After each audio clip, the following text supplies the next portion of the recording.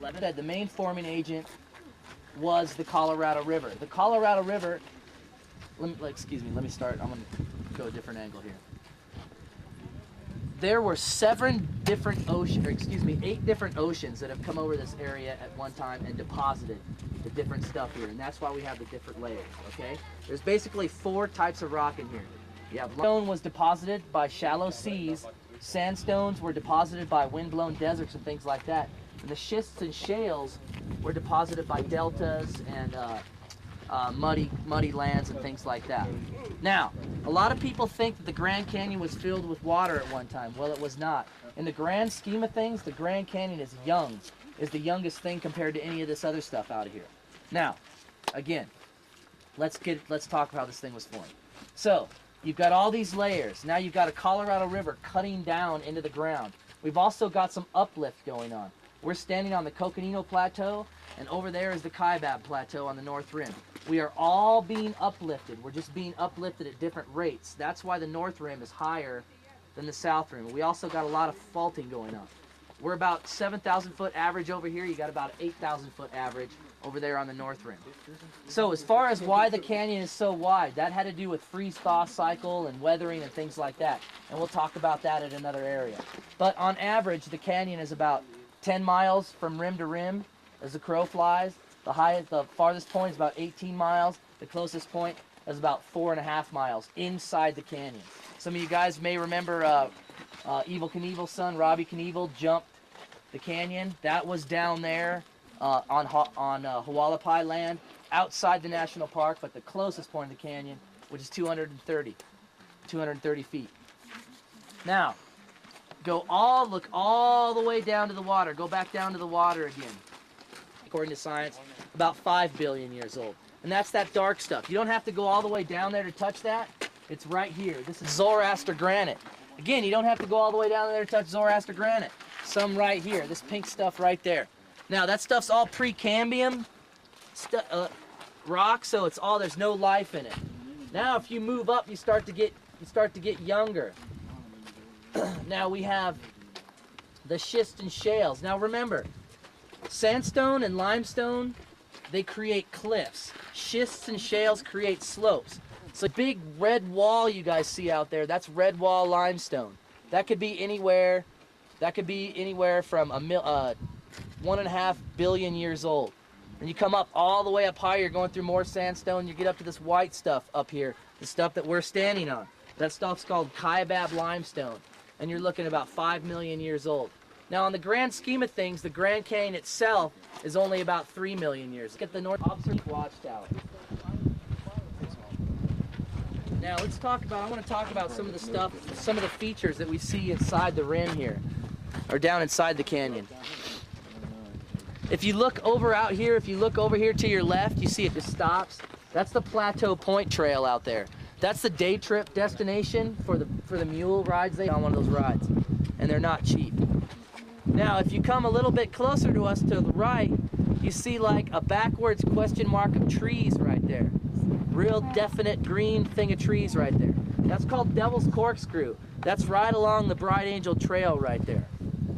Now, if you look straight down below us, you can tell where there's canyons. They all feed down into the water, but if you periodically see white lines just going across things, that's a trail. That's called the Tonto Trail.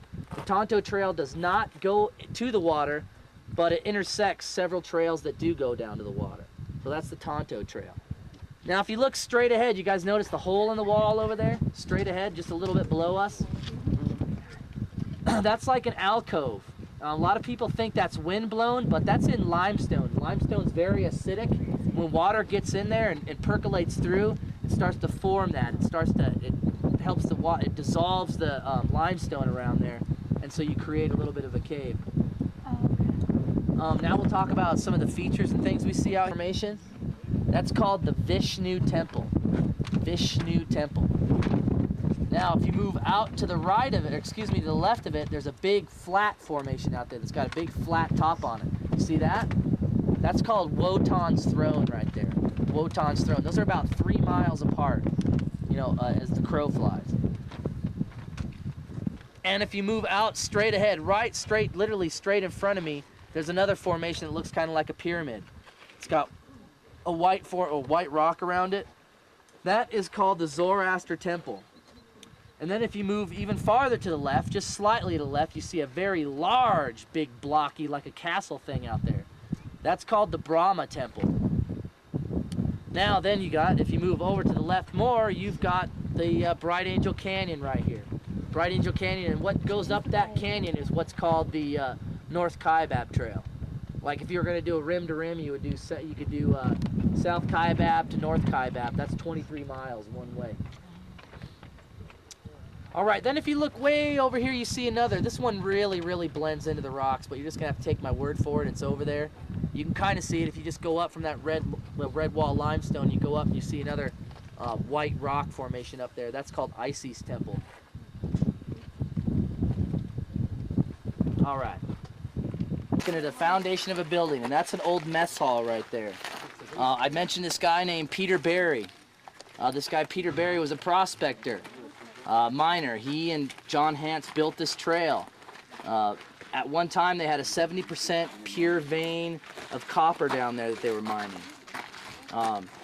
He had a good thing going, and that was his mess hall. The building down there you're looking through in the scope is the foundation of his old mess hall. He'd pay his workers $4 a day to mine it and then haul it out.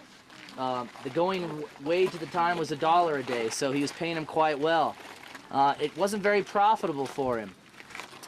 What he would do, South Rim activity. Then, once his kind of mining business went down, he built the Grandview Hotel, and I think that was somewhere around 1896. So he built that hotel, and that hotel again became the center of all South Rim activity. Now, at that time, they were getting a stage to Grandview Point, which we're at right now, from Flagstaff.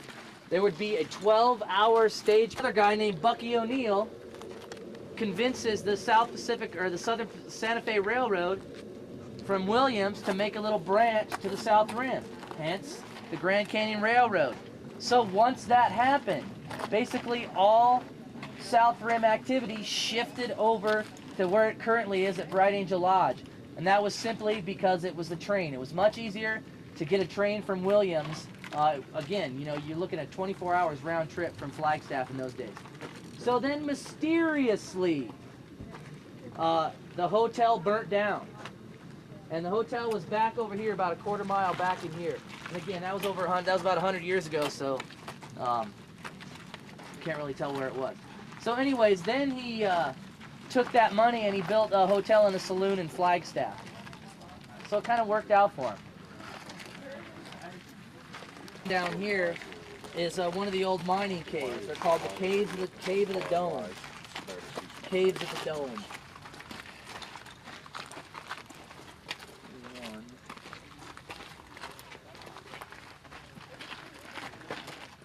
Oh, which one do I want to do? How about...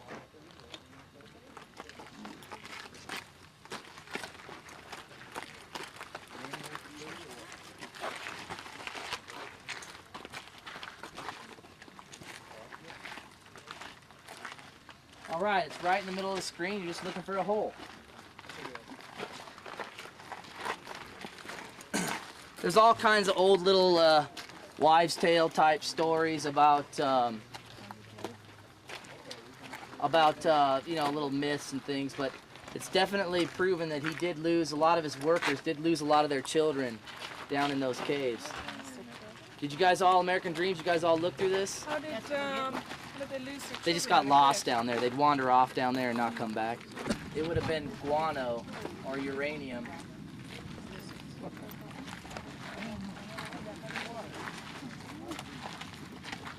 And if you're wondering how they get into these caves, they rappel down from the top.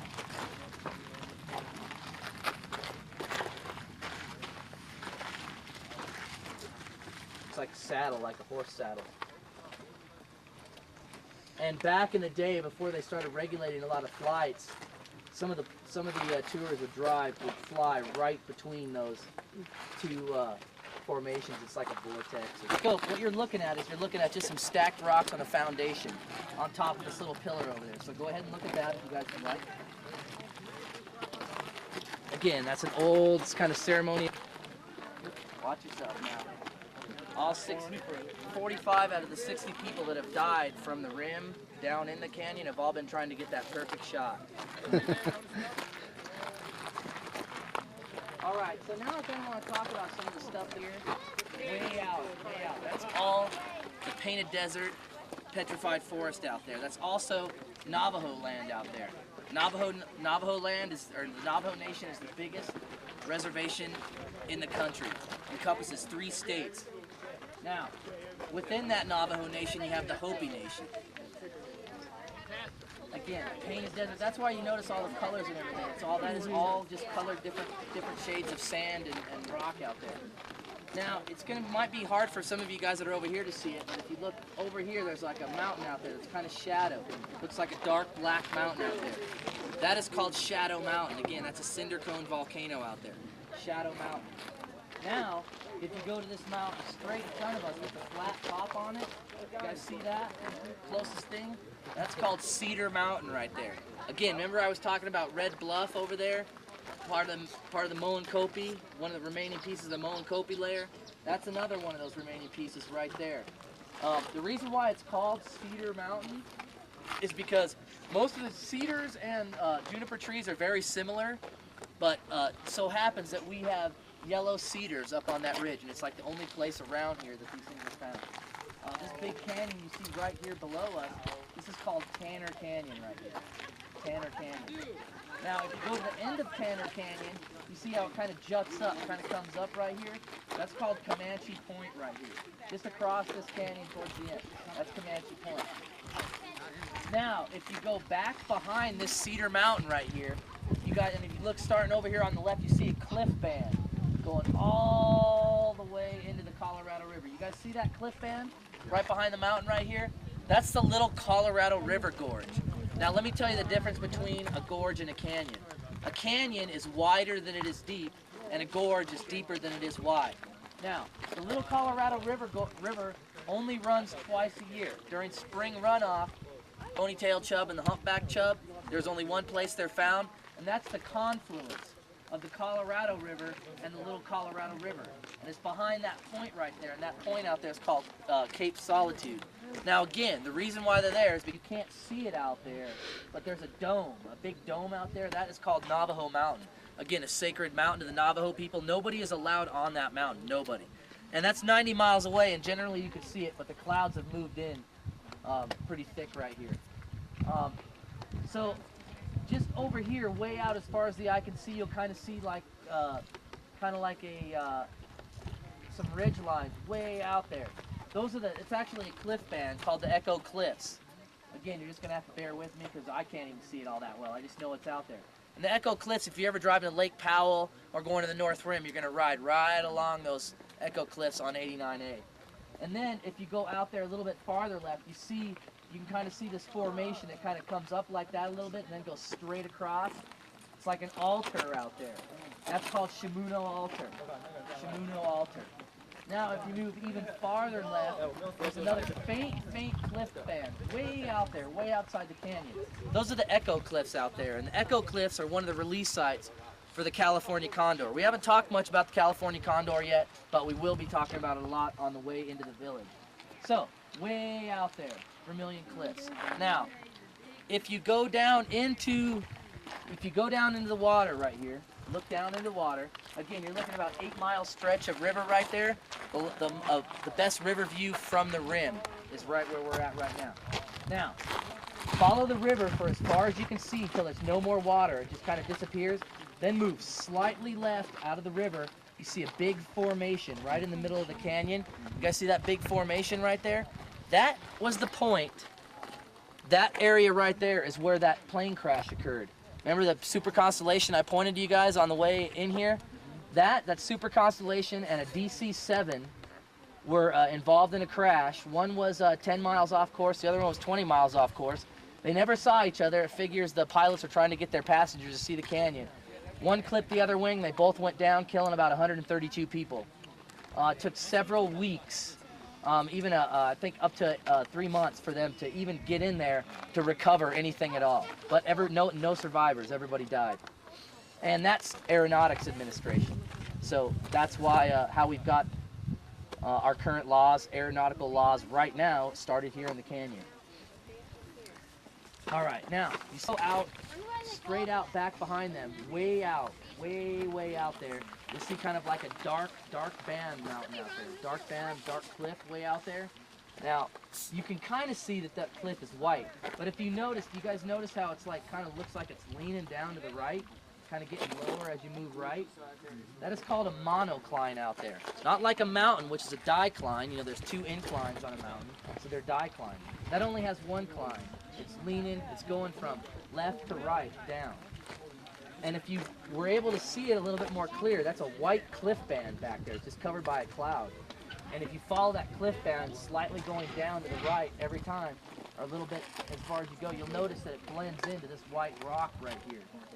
So this is eventually sliding over, all right? That is what's called the Kaibab uplift right there. And the best way to describe the Kaibab uplift is like this. Think of a big wedding cake, you know, multiple layers. And then just imagine sticking your fist right up the middle of that. You stick your fist up the middle of it, everything's going to bulge. It's going to create cracks and fissures, and you're going to have a little part bulging up right there. There's going to be canyons and stuff formed around you. That's exactly what's happening right out there, the monocline. Now look, there's just a square hole in between two layers of rock. There's a little tree down below it and to the right, and right above it and to the left, just slightly, there's like kind of a pyramid stack of rocks right there. That's a granary. See if you guys can see that. Between those layers is a square hole cut out, or carved out. Right in the middle of the scope.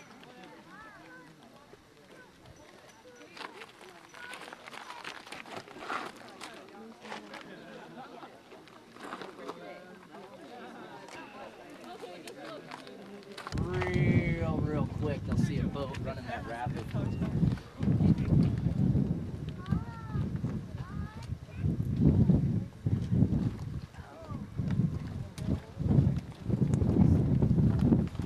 And while you're looking at that, I'll point out some of these other formations out over here that you see. Remember the Vishnu Temple? It's straight ahead out here. It's just another mountain that really blends in from this side. And then right behind it, that big flat area out there that's separated from the North Rim, that's the Wotan's throne. And then if you look out to the left of it, you see something out there. To me, it looks like a horse saddle. You see it? It's kind of got the bump in the front and the bump in the back. Looks like a saddle from a profile. That's called Angel's Gate right there. You see the helicopter right there?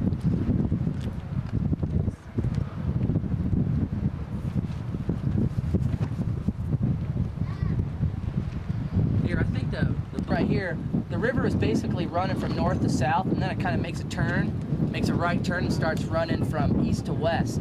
So we're at a unique position right here because the south rim is on our left and the north rim is on our right.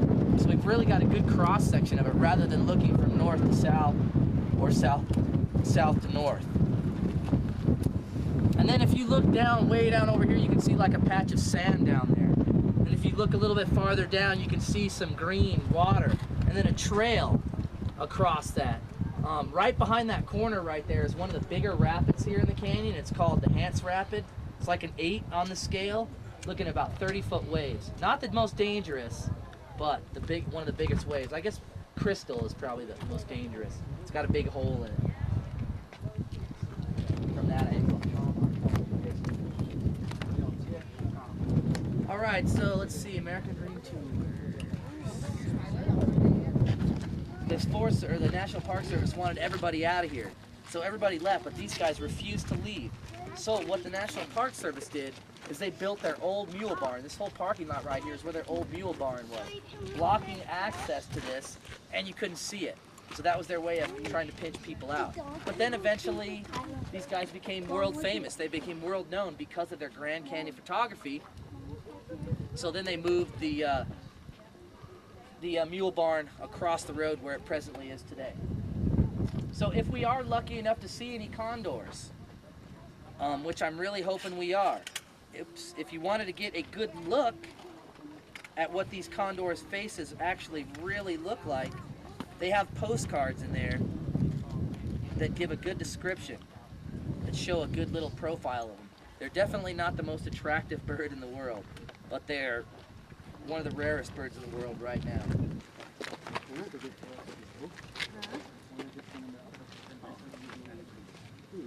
All right. If you go ahead and you look through that scope right there, you will see that is on Indian Gardens right there. What you're going to see inside that scope is the water pump station several hundred years. But you can't do this anymore because we got people in here that are going to come and camp, so you got to go somewhere else. So Roosevelt was the one, at least he personally went up and asked him himself.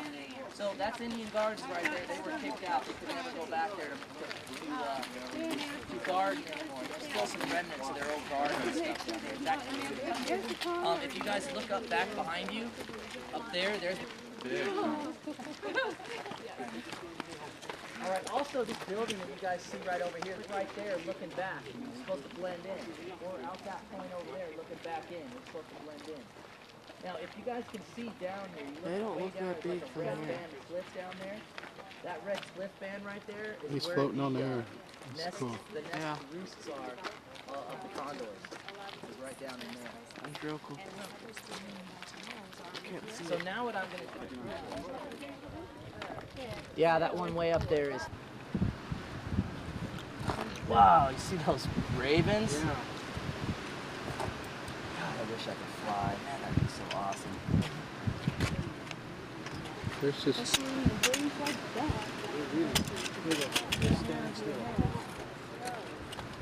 yeah.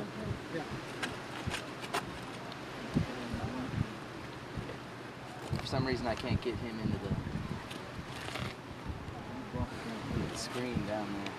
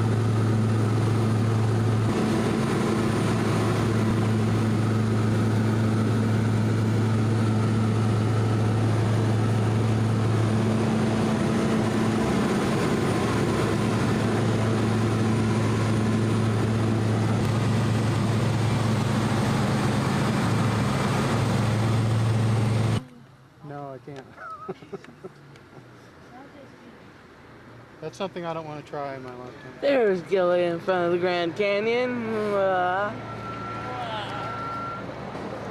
And here's a view of the Grand Canyon. And behind us there's a bunch of trash people or something, or a tourist, or someone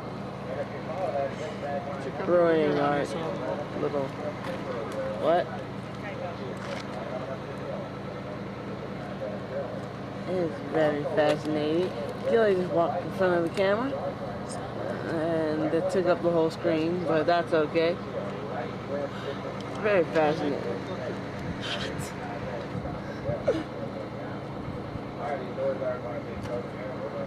Maybe You want to get closer? No, I could zoom in from here, so ha ha ha. Look at all those plateaus or whatever they're called. What? What now? What'd you say? There's a big hole over there from the erosion. What big hole? Oh my gosh, it's Eli. Almost straight across. Kind of midway down. I don't see it. Is it in the rock? A hole in the rock? Well, basically this whole thing is just a big hole from erosion. I know. That's why I didn't know. It's right there in front of you, Eli. See it? Oh, there's a bigger one inside. It's this is a hole, Gilly, okay? Everything's a hole. I know, but first I got looking at this.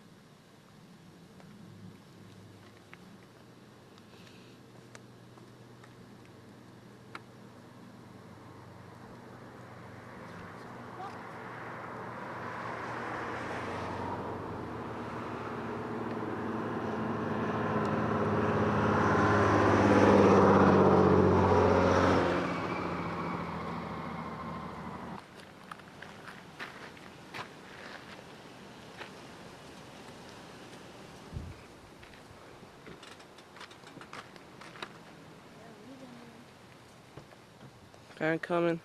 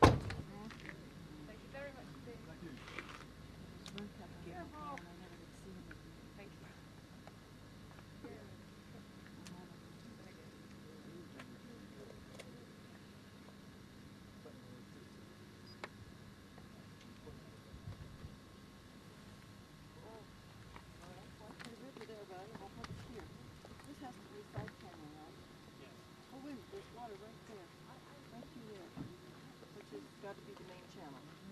Green. Yeah. This is really narrow. So it comes out down there. Yes, I could see green down there too, or am I imagining? No.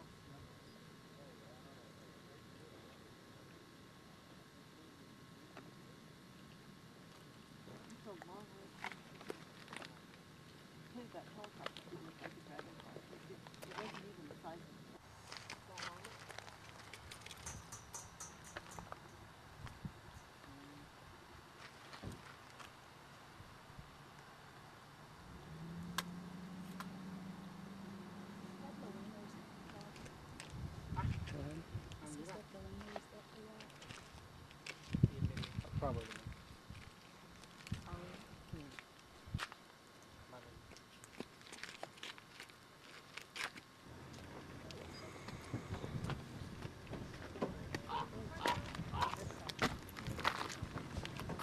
Place in Wyoming. I don't know if it's Colorado River or not. Well, no, it's the Green River, but it's just Hopi River, it's all built along some of the. Yeah, it looks like they actually got like beachfront road. Oh yeah, right there.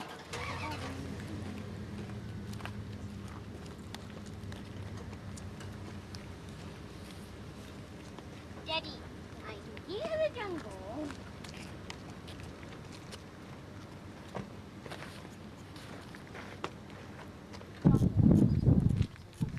Paragliders. Where's the hang glider? You hear that? I don't think. 277 miles long. Holy crap! I saw. Why are you guys talking about hang glider? Because can you feel the wind coming up the cliffs? Here, all you guys go. There was this tiny little jet they showed on TV. That'd be cool to Hey, fly Morton. around in the Forward. air. Come on. Hey, This way. It's only got a wingspan of 17 feet. should I come closer? Here's a picture, Jacob. In the picture. I think Jacob, everybody say Grand Canyon. Grand Canyon. I know. Did we already do that? I meant that as a joke, babe. We liked it though. It was pretty funny the first time. Yeah, I said ow. You guys said Grand Canyon. You can too. Yeah, there's a bird riding around. Oh, I mean, I can mean. I thought it was called blue. Because they're flying up grass. Oh yeah, I see one. They're two. They're mated. They're Yeah, flying they're in up there. circling out up there. They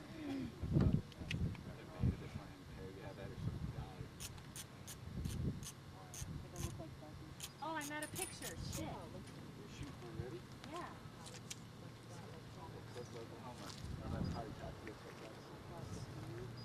Two states away, baby.